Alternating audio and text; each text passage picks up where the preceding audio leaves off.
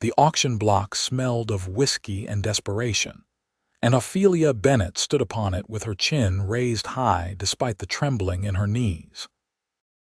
The saloon in Wyatt, Kansas, had been cleared of its usual gambling tables to make room for this spectacle, and men crowded around with bills clutched in their fists and hunger in their eyes. It was 1878, a year that would forever be seared into Ophelia's memory as the one where her father's cowardice had finally caught up with them both. Thomas Bennett had gambled away every cent they owned, and then borrowed more from men who did not forgive debts. When the collectors came 3 days ago, her father had vanished like smoke in the wind, leaving only a note that said he was sorry and that Ophelia would have to settle his accounts. The auctioneer, a weaselly man named Polk who smelled of tobacco and sweat, grabbed her arm roughly and turned her in a slow circle so the assembled crowd could see what they were bidding on. Ophelia wanted to die of shame. She was 22 years old, with dark auburn hair that fell past her shoulders and green eyes that usually sparkled with life. Today, those eyes were dull with shock and grief. She wore her best dress, a simple blue cotton affair that her mother had sewn before dying of fever 3 years back. The dress was faded now, patched in places, but clean. She had scrubbed herself raw that morning, knowing what was coming but unable to stop it. "Gentlemen, we start the bidding at $500, Polk announced, his voice carrying across the crowded saloon. "This here is prime stock. Young, healthy, and according to her papers, educated. She can read and write and do sums. Good breeding stock, too, if you catch my meaning." Ophelia's face burned scarlet. The men laughed and called out crude suggestions. She fixed her gaze on the back wall and tried to pretend she was somewhere else. Anywhere else. The bidding started slow.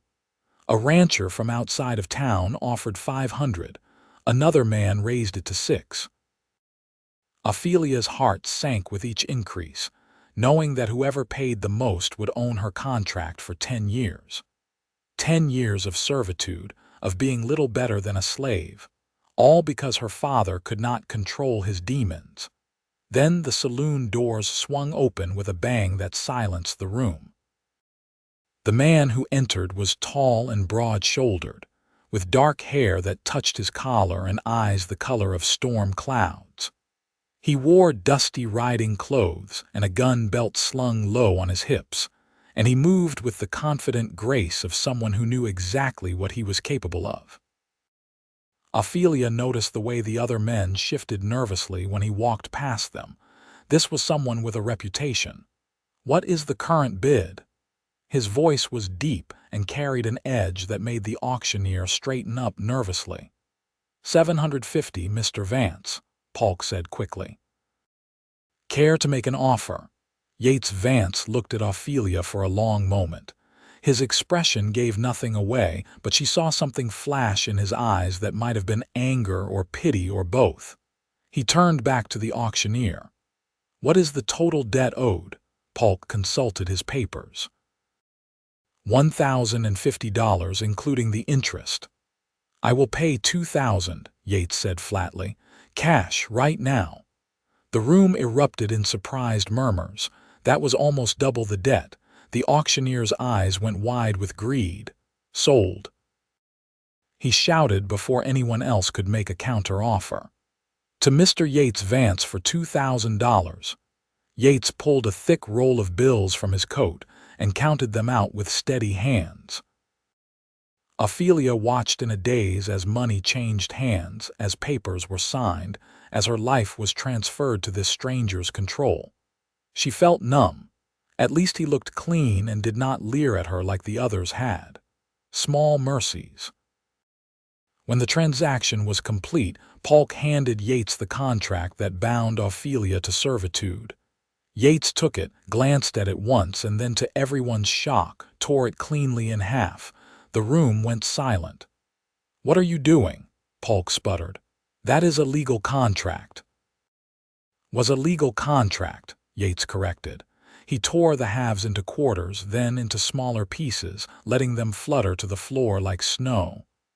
The debt is paid. She owes nothing. Ophelia's knees buckled. She grabbed the edge of the auction block to keep from falling. "I do not understand," she whispered. Yates looked at her again with those unreadable storm-gray eyes. "You are free, Miss Bennett. The debt your father owed has been settled. You owe me nothing and you owe them nothing. You can walk out of here right now and go wherever you please." "But why?" She could not comprehend this. Men did not spend $2,000 for nothing. "What do you want from me?" "Nothing," he said simply. "No one should be sold like property, not in this country, not ever." One of the men in the crowd, a burly rancher with a thick beard, stepped forward angrily. "Now hold on just a minute. You cannot just tear up a legal contract like that. We all came here to bid fair and square." Yates turned to face him, and though he made no threatening move, the rancher took an involuntary step back.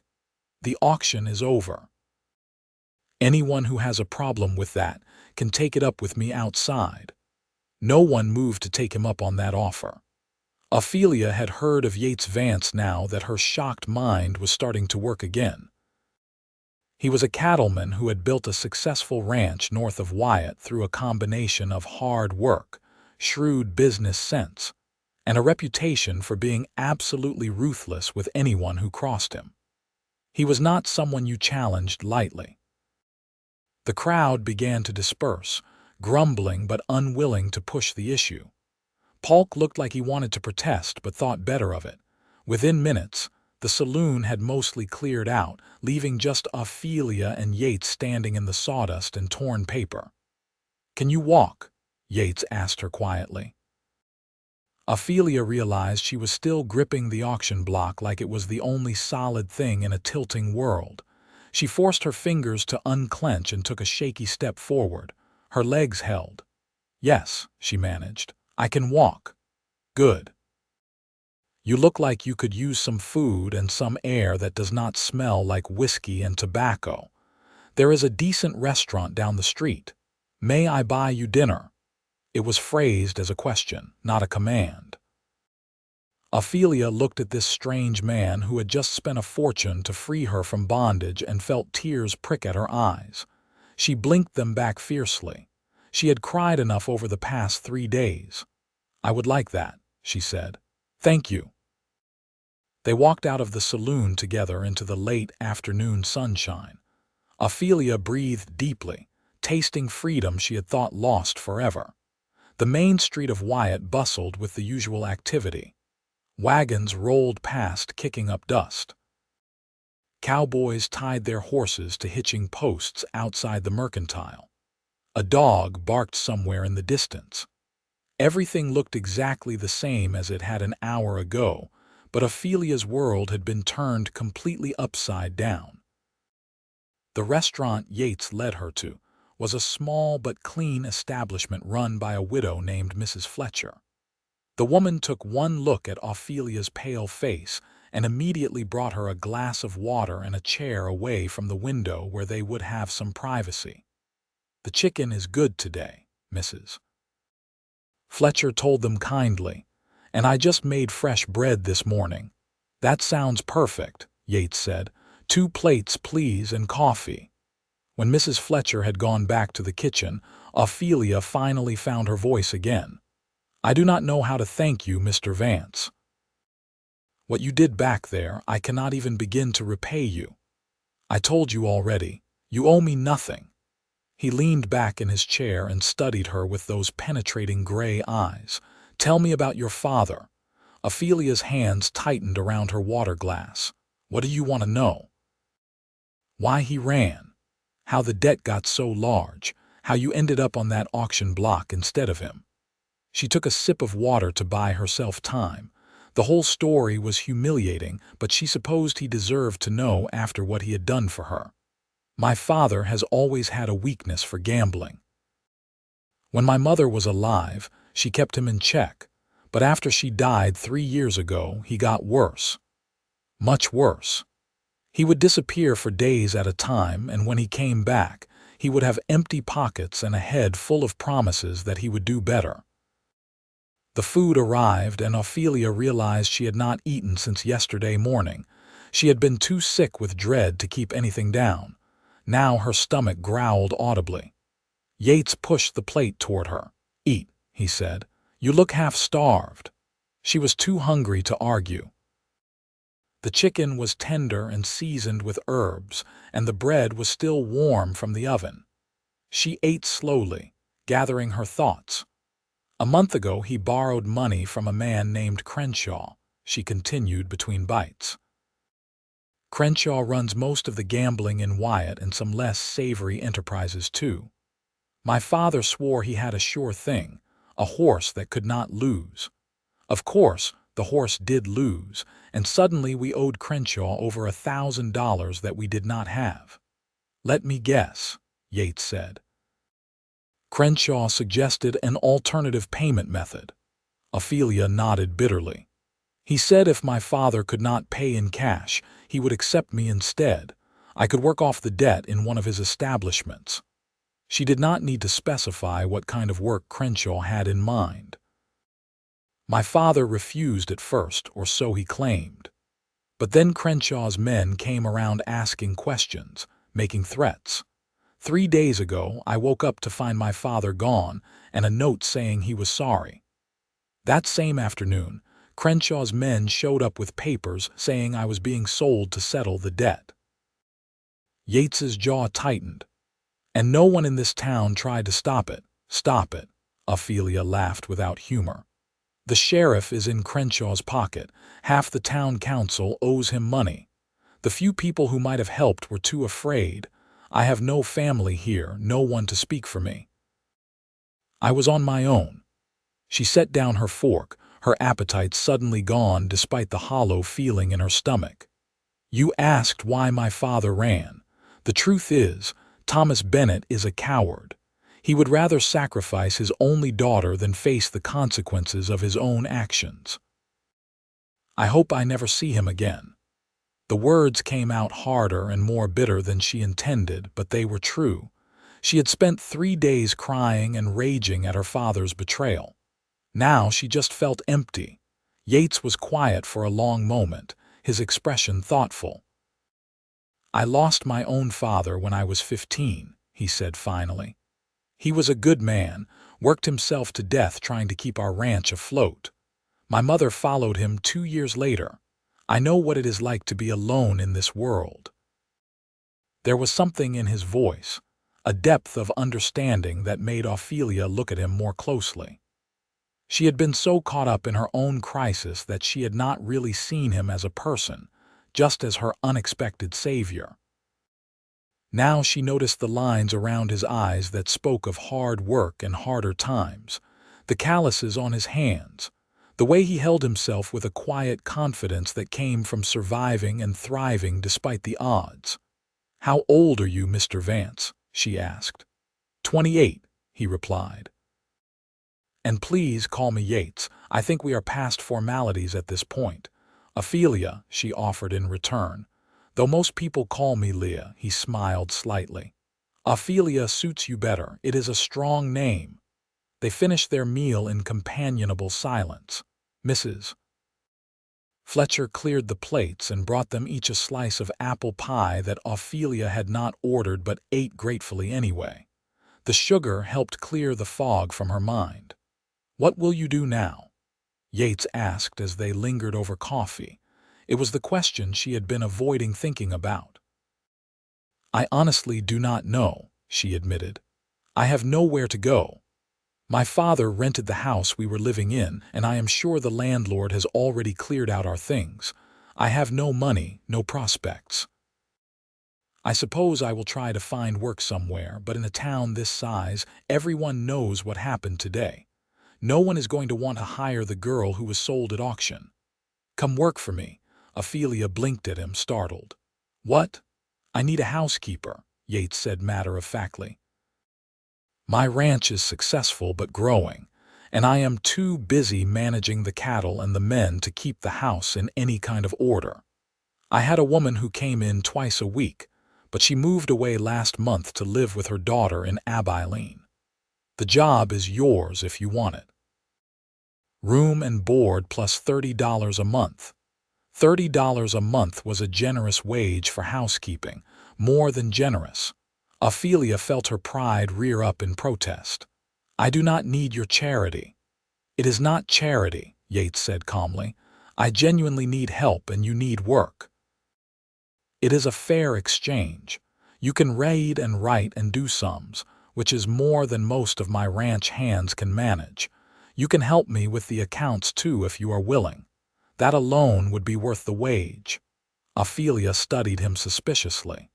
And that is all you would expect. Housekeeping and bookwork. His expression hardened. I am not like those men at the auction, Ophelia. When I say I want a housekeeper, I mean a housekeeper. You would have your own room with a lock on the door. You would be paid fair wages for fair work. If you ever want to leave, you are free to do so. No strings, no obligations beyond the work itself. She wanted to believe him. More than that, she needed to believe him, because the alternative was trying to survive in Wyatt with no money and a ruined reputation, and she had no idea how to do that. Can I think about it? She asked, of course. Take all the time you need. He pulled out his pocket watch and checked it. It is getting late. Do you have somewhere to stay tonight? The question drove home just how precarious her situation was. No, she admitted quietly. I do not. There is a boarding house 2 streets over run by a woman named Mrs. Garrett. She is decent and honest. Let me pay for a room for you for a week. That will give you time to decide what you want to do. That is too much, Ophelia protested, but Yates was already standing and leaving money on the table for the meal. Consider it part of your signing bonus if you decide to take the job, he said. Come on. I will walk you over and make the arrangements. Mrs. Garrett's boarding house was indeed clean and respectable. The proprietor was a no-nonsense woman in her 50s who took Yates's money without comment and showed Ophelia to a small but comfortable room on the 2nd floor. There was a real bed with clean sheets, a washstand with a pitcher of water, and a window that looked out over a side street. After 3 days of hell, it felt like a palace. I will come by tomorrow afternoon to see if you have made a decision, Yates said from the doorway. But there is no pressure. Whatever you decide, you are still free and no one is going to bother you. I will make sure of that. After he left, Ophelia sank down onto the bed and finally let herself cry. But this time, the tears were not just from grief and fear. They were also from relief and a fragile, tentative hope that maybe, just maybe, things were going to be all right. She spent a restless night tossing and turning, her mind going over every possible option. She could try to find work in Wyatt, but Yates was right that her reputation was damaged. She could leave town entirely, but she had no money for a stagecoach ticket and nowhere to go even if she could afford one. Or she could accept Yates's offer and hope that he was as honorable as he seemed. By morning, she had made her decision. When Yates arrived the next afternoon, she was waiting for him in the boarding house parlor, wearing the same blue dress but with her hair neatly braided and pinned up. She stood when he entered. I accept your offer, she said without preamble. When do I start? Yates smiled, and it transformed his usually serious face. Right now, if you are ready. I brought the wagon. Ophelia had few enough possessions that everything fit into a single carpet bag that Mrs. Garrett had kindly provided. She climbed up onto the wagon seat beside Yates, and they headed north out of Wyatt toward his ranch. The land around the town was flat prairie as far as the eye could see, broken up by occasional stands of cottonwood trees near the creeks. The grass was golden in the late summer heat, rippling in the wind like waves on an ocean. Cattle dotted the landscape, lazy red and white shapes against the gold and blue. Ophelia had lived in Kansas her whole life, but had rarely left Wyatt. The openness of the prairie was both exhilarating and intimidating. "How much land do you have?" she asked. "About 5,000 acres," Yates replied, keeping his eyes on the road. "I started with 600 when I was 18 and bought more as I could afford it. The grass is good here and there is plenty of water. It is perfect cattle country. You built all this by yourself, with help. I have 6 full-time ranch hands and hire more during roundup and when we drive the cattle to market. It is hard work, but it is mine. No one can take it from me." There was fierce pride in his voice, and Ophelia understood it. After feeling powerless for so long, the idea of owning something that no one could take away was intoxicating. They talked more easily now, the tension of their first meeting fading into something more comfortable. Yates told her about the ranch, about the rhythms of life there and what her duties would entail. Ophelia told him about growing up in Wyatt, about her mother's love of books, and how she had taught Ophelia to read at an early age. "My mother always said education was the one thing no one could take from you," Ophelia said. "I suppose she was right. Even when my father gambled everything away, I still had my learning." "It is a good philosophy," Yates agreed. "My parents felt the same way. My father could barely write his own name, but he made sure I got schooling. Said he did not want me to be at any man's mercy because I could not read a contract or do sums." The ranch appeared over a rise about an hour outside of Wyatt. It was more impressive than Ophelia had expected. The main house was a solid 2-story structure built of good timber, with a wide porch that wrapped around the front and side. There was a large barn, several outbuildings, and a bunkhouse for the ranch hands. Corrals held horses and a few cattle. The whole operation spoke of prosperity and careful management. "It is beautiful," Ophelia said honestly. Yates looked pleased. "I added the 2nd story 2 years ago. There are 4 bedrooms upstairs and a parlor, kitchen, and dining room downstairs, plus my office. Fair warning, the place is a mess." I was not exaggerating about needing help. He was not joking. When he showed her inside, Ophelia understood the scope of the job she had taken on. The house had good bones and good furniture, but everything was covered in a layer of dust. Dishes were piled in the kitchen. Papers were scattered across every surface in the office. The parlor looked like it had not been properly cleaned in months. "I spend most of my time outside with the cattle," Yates said apologetically. "When I come in, I usually just eat and sleep." "I know it is bad." Ophelia rolled up her sleeves metaphorically. She had run her father's household for 3 years after her mother died. She knew how to clean and organize. "Show me to my room, then give me access to your cleaning supplies. I will start making sense of this." Her room was upstairs at the end of the hall, with windows that looked out over the prairie and the distant creek. It was larger than the room at the boarding house, with a real wardrobe and a comfortable-looking bed. Yates showed her the linen closet and the storage room where cleaning supplies were haphazardly piled. "The kitchen is well stocked," he added. "One of my ranch hands, a man named Cookie, does most of the cooking for the bunkhouse crew, but he can show you where everything is if you want to make meals here in the main house. I usually eat with the men, but I would not mind having proper home cooking again." "I am a decent cook," Ophelia said. "My mother taught me." Over the next few days, Ophelia threw herself into the work with an energy born of gratitude and relief. She scrubbed and swept and dusted until the house began to shine. She organized Yates's chaotic office, creating a filing system for his papers and ledgers. She washed windows and aired out rooms and made the house feel like a home instead of just a place to sleep. Yates was gone most of each day, out on the range with his men, but he always came back in the evening.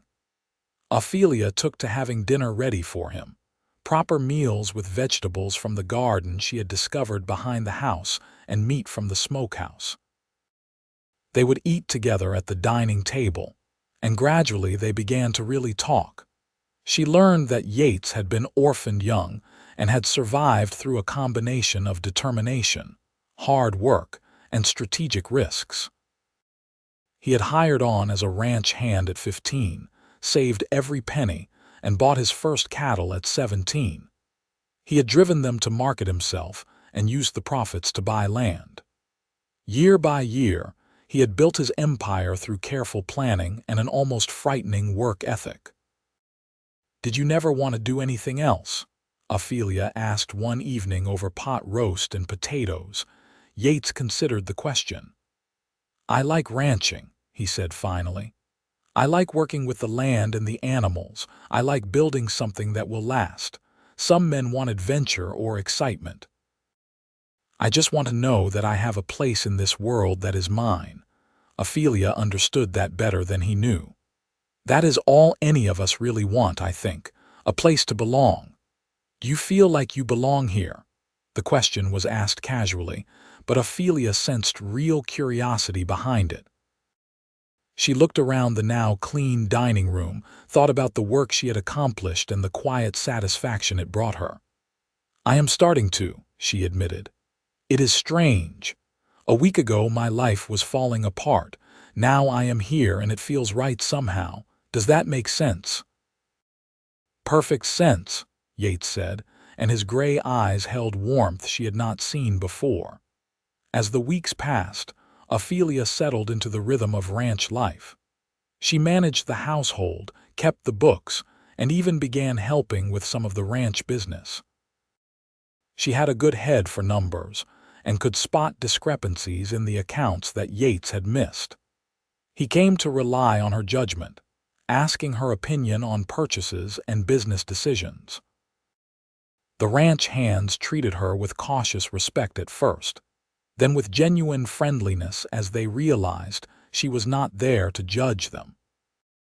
Cookie, a grizzled old cowboy who had been cooking for ranch crews for 30 years, taught her how to make biscuits light enough to float and stew hearty enough to satisfy men who worked from dawn to dusk. Ophelia found herself happier than she had been in years. The work was hard but satisfying. She had a comfortable room, good food, and a purpose. More than that, she had Yates, whose presence had become the anchor of her days. She was falling in love with him.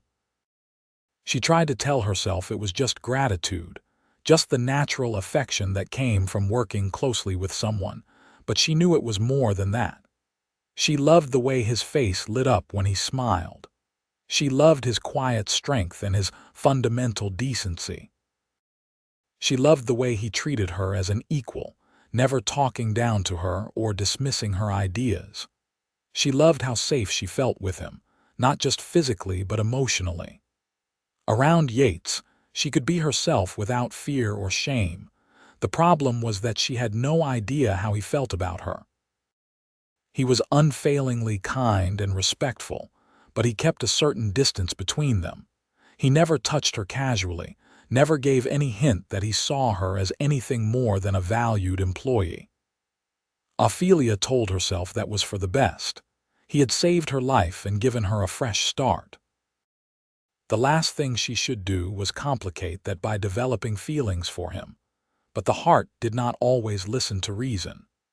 One evening in late September, about 6 weeks after Ophelia had come to the ranch, Yates came in from the range looking troubled. She had dinner waiting, but he barely touched his food, pushing it around his plate with uncharacteristic restlessness. "What is wrong?" Ophelia asked finally. "Did something happen?" Yates set down his fork. "I was in Wyatt today picking up supplies. I heard some news about your father." Ophelia's stomach clenched. She had not thought about Thomas Bennett in weeks, had deliberately pushed him from her mind. "What about him?" "He is in Denver. Apparently, he ran up more gambling debts there and got himself thrown in jail when he could not pay. He is looking at 6 months behind bars." Ophelia sat back in her chair trying to process this information. She should feel something, sadness or anger or vindication, Instead, she just felt numb. "I see." "There is more," Yates said quietly. "Crenshaw is still in Wyatt, and he is not happy about what happened at the auction. He has been telling anyone who will listen that the sale was illegal, that I cheated him somehow. Most people ignore him, but he is making noise about trying to reclaim you to settle the debt." Fear spiked through her. "Can he do that? You paid the debt, you tore up the contract." "He cannot legally do anything," Yates assured her quickly. "The debt was paid in full with witnesses present, but Crenshaw is not always concerned with legality. I wanted to warn you to be careful. Do not go into Wyatt alone for a while. If you need anything from town, I will take you or send one of the men with you." The fear settled into a cold knot in Ophelia's chest. Just when she had started to feel safe, the past was reaching out to grab her again. "I understand. Thank you for warning me." Yates reached across the table and, for the first time since she had known him, took her hand. His palm was warm and rough with calluses, and the touch sent an electric jolt through her. "I will not let him hurt you, Ophelia. I promise you that. You are under my protection, and everyone in 3 counties knows what that means." She looked into his storm-gray eyes and saw determination there, but also something else, something that made her breath catch. "Why did you do it?" she asked softly. "Why did you save me that day? You said no one should be sold like property, but you could have just protested the auction. You did not have to spend $2,000. You did not have to bring me here and give me a job and treat me like I matter. So why?" Yates was quiet for a long moment, his hand still covering hers. "Do you really want to know?" "Yes." He took a breath. "Because when I walked into that saloon and saw you standing on that auction block with your head held high and fire in your eyes despite everything that had happened to you, I thought you were the bravest person I had ever seen. And I knew in that moment that I could not let those men buy you like you were a horse or a piece of furniture. You deserved better than that. You deserved to be free." "That is the only reason." Ophelia's heart was pounding. "No," Yates admitted. "That is not the only reason. The truth is, I took one look at you and something in my chest just clicked into place. Like I had been waiting for you without knowing it. I know that sounds insane. We had never even met, but I could not walk away. I would have paid $10,000 if that was what it took." Ophelia felt tears prick her eyes, but they were good tears this time. "I have been trying so hard not to fall in love with you," she whispered. "I told myself I was just grateful, that I was confusing appreciation with affection, but it is not that. I think I started falling for you the moment you tore up that contract." Yates stood and pulled her up from her chair. His hands came up to cup her face, gentle despite their strength. "I have been trying not to fall for you too," he said roughly. "You went through hell because of your father. The last thing I wanted was to make you feel obligated or pressured. But Ophelia, these past weeks with you here have been the best of my life. You make this house a home. You make me want to come in from the range early just so I can talk to you. I am completely in love with you, and I do not know what to do about it. You could kiss me," Ophelia suggested, her voice shaking with emotion and hope. "That would be a good start." So he did. He kissed her gently at first, tentatively, like he was afraid she might break. But when Ophelia wrapped her arms around his neck and kissed him back with all the pent-up longing and love she had been holding inside, he deepened the kiss, pulling her closer. She melted into him, marveling at how right it felt to be in his arms, how perfectly they fit together. When they finally broke apart, both breathing hard, Yates rested his forehead against hers. "Marry me," he said. "I know it is fast, and I know you might need time, but I cannot imagine my life without you in it now. Marry me, Ophelia. Let me spend the rest of my life making you happy." She laughed through happy tears. "Yes, yes, of course I will marry you."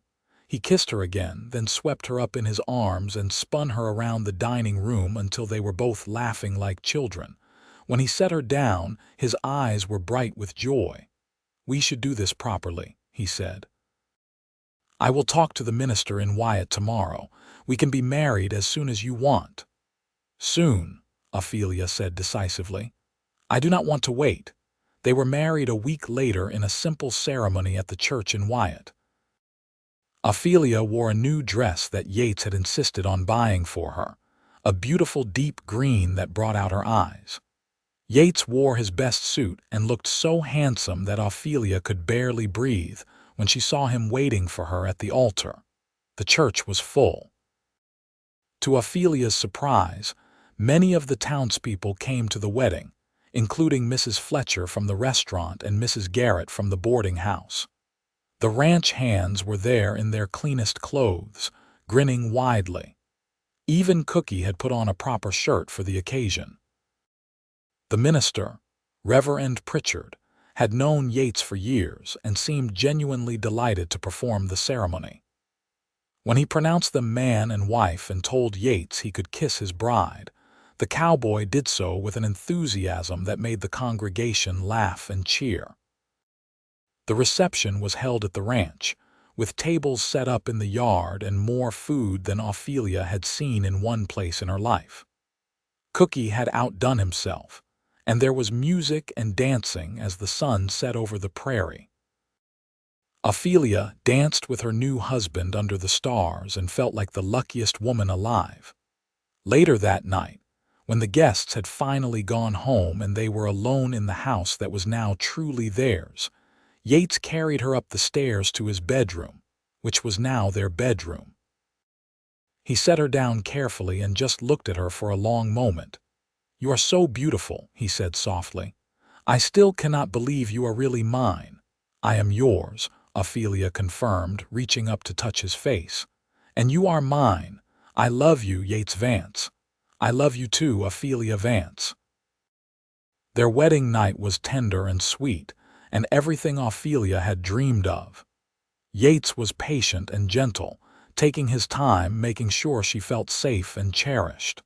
When they finally came together, it felt like the missing piece of her soul clicking into place. She had never felt so complete. The next few months were the happiest of Ophelia's life. She and Yates settled into married life with an ease that surprised them both. They worked side by side during the day, managing the ranch together.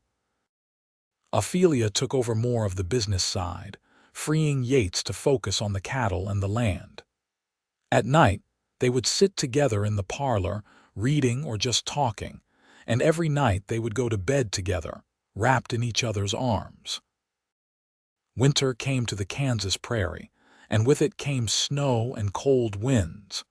The ranch work slowed, and Ophelia and Yates had more time to spend together. They would sit by the fire and make plans for the future, talking about expanding the herd and maybe buying more land to the north. In February, Ophelia realized she had missed her monthly courses twice in a row. She tried not to get her hopes up, but when she missed them a third time and began to feel sick in the mornings, she could not deny the truth. She was with child, she told Yates one evening after dinner. He had been going over the books and she came up behind him and wrapped her arms around his shoulders. "I have something to tell you," she said. He turned in his chair to look at her, immediately alert to the change in her tone. "What is it? Is something wrong?" "No, nothing is wrong. Everything is very right, actually." She took his hand and placed it on her still flat stomach. "We are going to have a baby." Yates's eyes went wide. "Are you sure?" "As sure as I can be without seeing a doctor. But yes, I am sure. I am about 3 months along, I think." He stood up so fast he knocked the chair over and pulled her into a fierce hug. "A baby," he said wonderingly. "We are going to have a baby." "Are you happy?" Ophelia asked, though she could feel the answer in the way he was holding her. "Happy does not even begin to cover it," Yates said. He pulled back to look at her, and there were tears in his eyes. "You have given me everything, Ophelia. A home, a purpose, love, and now a child. I do not have words for how much that means to me. The pregnancy progressed smoothly through the spring and into the summer. Ophelia bloomed with health, and though she tired more easily, she continued to manage the household and help with the ranch business. Yates was ridiculously protective, trying to stop her from doing any work at all until she firmly told him that she was pregnant, not made of glass. In August, when the heat shimmered over the prairie and the grasshoppers sang in the golden grass, Ophelia felt the first twinges of labor. Yates immediately panicked and wanted to ride to Wyatt for the doctor, but Ophelia calmly informed him that first babies took a long time and there was no need to rush. She had arranged for Mrs. Fletcher, who had experience as a midwife, to come stay at the ranch when the time came. By the time Mrs. Fletcher arrived, Ophelia's contractions were strong and regular. Yates paced outside the bedroom like a caged animal while the older woman helped Ophelia through the labor. It was long and painful, but Ophelia was strong, and just as the sun was setting, she pushed their son into the world. "It is a boy," Mrs. Fletcher announced, wrapping the squalling infant in a blanket. "A healthy baby boy." Yates was allowed in then, and he came to the bedside with wonder written all over his face. Ophelia, exhausted but elated, held their son in her arms and looked up at her husband with tears of joy streaming down her face. "Meet your son," she said softly. Yates reached out a tentative finger, and the baby's tiny hand curled around it instinctively. "He is perfect," Yates whispered. "You are perfect, both of you." They named him James after Yates's father. Little James was a healthy, hungry baby with a strong set of lungs and his father's dark hair. Yates was completely besotted from the first moment, and Ophelia would often find him in the nursery just watching their son sleep with an expression of such tender love that it made her heart ache in the best way. As James grew from infant to toddler, the ranch continued to prosper. Yates and Ophelia worked as partners in everything, and their respect and love for each other only deepened with time. James was a happy child, running around the ranch on sturdy little legs, fascinated by the horses and cattle. 2 years after James was born, Ophelia gave Yates a second son, whom they named William after her mother's father. And 3 years after that, a daughter named Rose completed their family. The house that had once been empty and cold was now filled with laughter and love. The ranch hands doted on the children, and Cookie would sneak them treats from the kitchen. James grew into a serious boy who loved working with his father. William was the adventurous one, always climbing things and getting into mischief. And Rose was her father's little princess, with her mother's auburn hair and her father's gray eyes. One evening, about 8 years after that fateful day in the Wyatt saloon, Ophelia and Yates sat on the porch watching the sun set over their land. The children were asleep inside, worn out from a day of play. The cattle were settled for the night. The world was peaceful and perfect. "You ever think about that day?" Ophelia asked quietly. "The day you bought me at auction." Yates pulled her closer against his side. "Sometimes. It was the best investment I ever made." She swatted his arm playfully. "I am not an investment." "No," he agreed, turning to kiss her temple. "You are my wife, my partner, the love of my life, and the mother of my children. You are everything." Ophelia leaned into him, content. "I used to be so angry at my father for what he did, but in a strange way his betrayal led me to you. I do not think I would change anything now, even if I could." "Have you heard anything about him?" Yates asked. He knew that Thomas Bennett was a sore subject, but also that Ophelia sometimes wondered about her father's fate. "Last I heard, he was working on a ranch in Colorado. Supposedly, he gave up gambling after getting out of jail. I hope that is true. I hope he found some peace." She paused. I do not think I will ever be able to forgive him for what he did, but I do not hate him anymore either. I am too happy to carry that kind of anger. You are a better person than I am, Yates said. I still want to punch him whenever I think about what he put you through. Ophelia smiled. That is because you love me. With everything I have, Yates confirmed. Always and forever. As the stars began to appear in the darkening sky, they sat together in comfortable silence, surrounded by everything they had built. The ranch spread out before them, a testament to hard work and determination. Inside the house, their children slept safely in their beds. They had each other, and they had this life they had created together. Ophelia thought back to that terrified girl standing on the auction block, certain her life was over. She could never have imagined then that her deepest despair would lead to her greatest joy. She could never have imagined Yates, with his steady strength and his capacity for love. She could never have imagined this life, this family, this happiness. But here it was, real and solid and hers. The future stretched out before them, full of promise and possibility.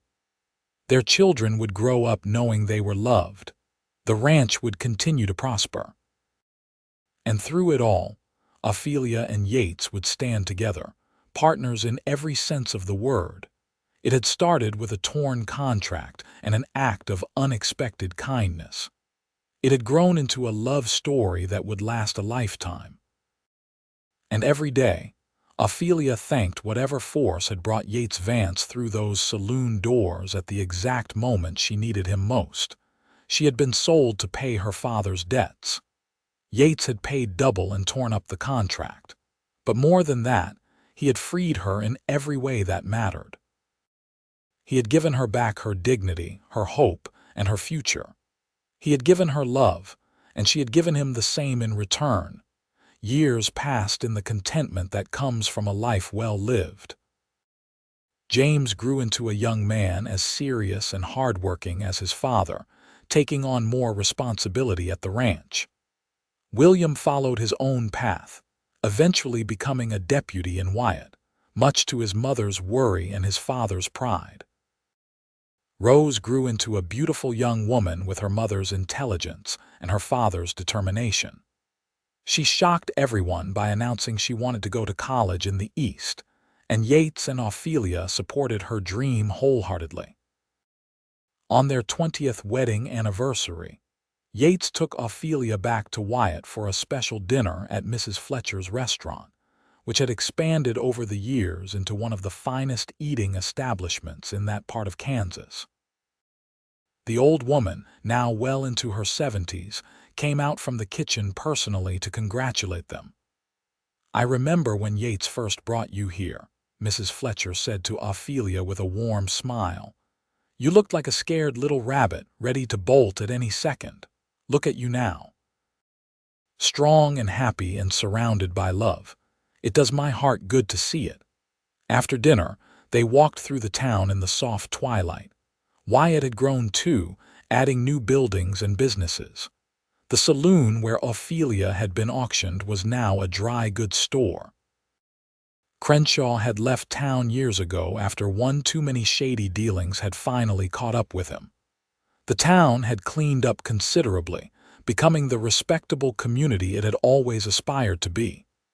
"You have any regrets?" Yates asked as they walked, his hand warm in hers. Ophelia thought about the question seriously. "I regret the pain that brought us together. I regret that my mother did not live to see me happy. But the life we have built, our children, our love, no regrets there, not a single one." "Same here," Yates said.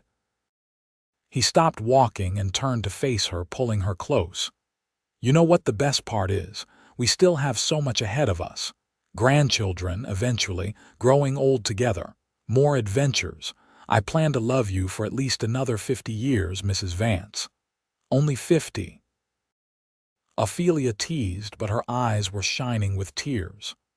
"I was hoping for 60 at least." He kissed her then, right there on the main street of Wyatt, not caring who saw. And Ophelia kissed him back, pouring 20 years of love and gratitude into it. When they finally broke apart, both of them were smiling. They walked back to where they had left their wagon, comfortable in the silence that came from knowing each other so completely that words were not always necessary. The drive back to the ranch took them past familiar landmarks. The creek where James had caught his first fish. The stand of cottonwoods where they had picnicked as a family countless times. The rise where you could first see the ranch house, solid and welcoming in the distance.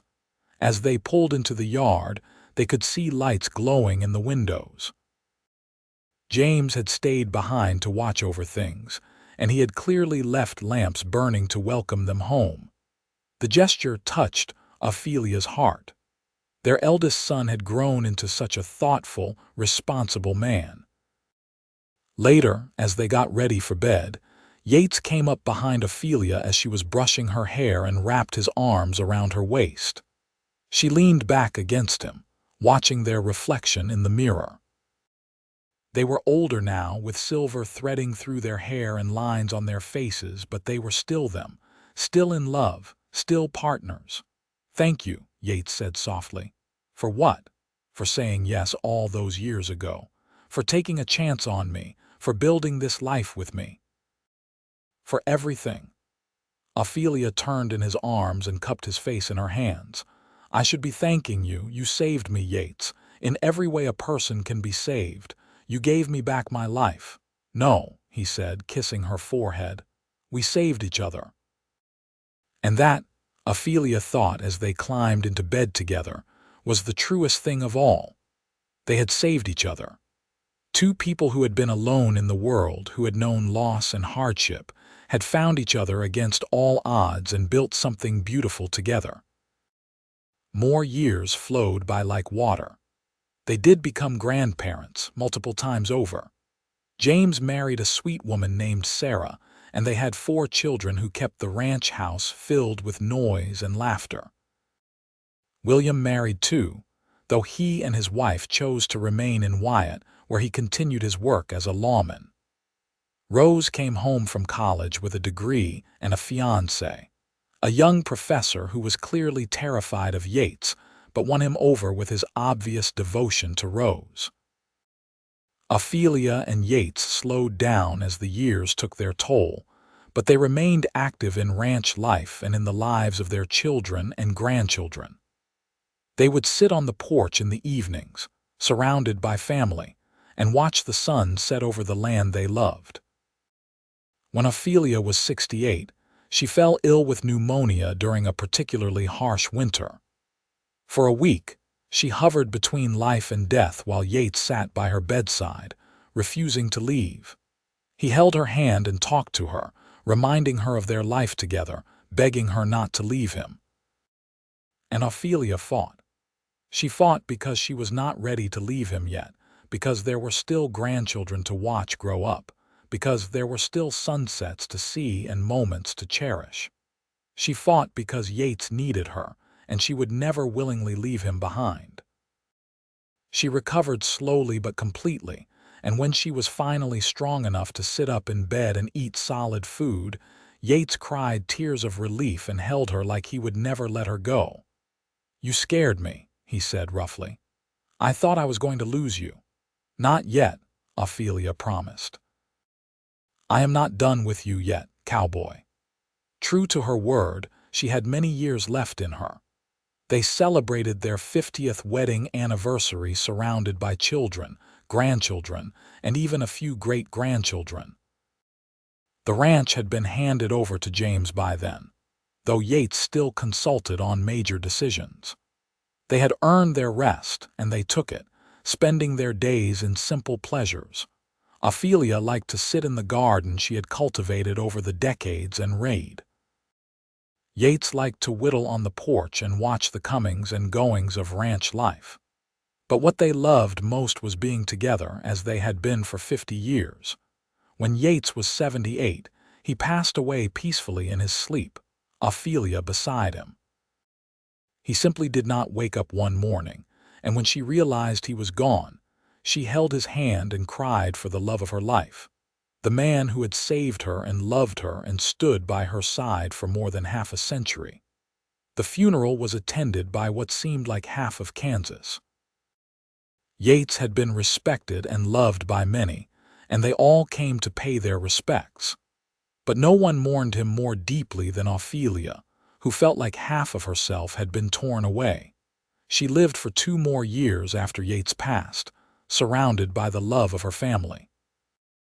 She told her grandchildren stories about their grandfather, about the day he had torn up her contract and freed her, about how they had built the ranch together, about the love that had sustained them through all the years.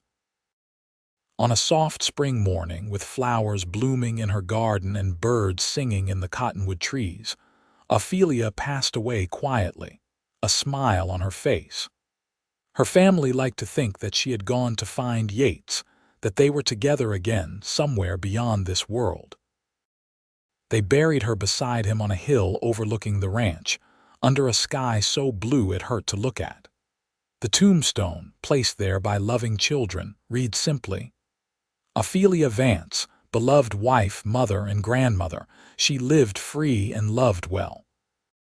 And beside it, Yates's stone, "Yates Vance, beloved husband, father, and grandfather, he knew what mattered." The ranch continued, passed down through generations, each one adding their own chapter to the story that had started with a torn contract and an act of kindness.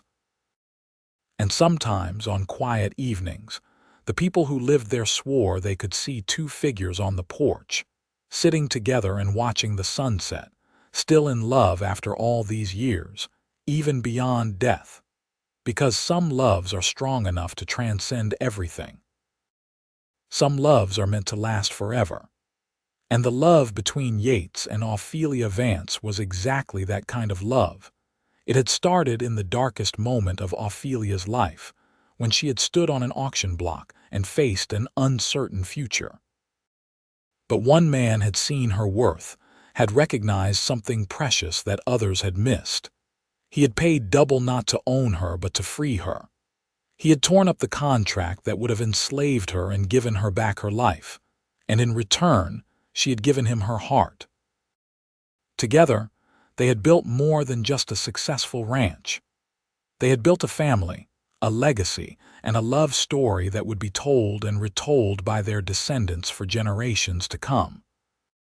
They had proven that even in the harsh reality of the Wild West, even in a world that could be cruel and unforgiving, love could flourish and goodness could prevail.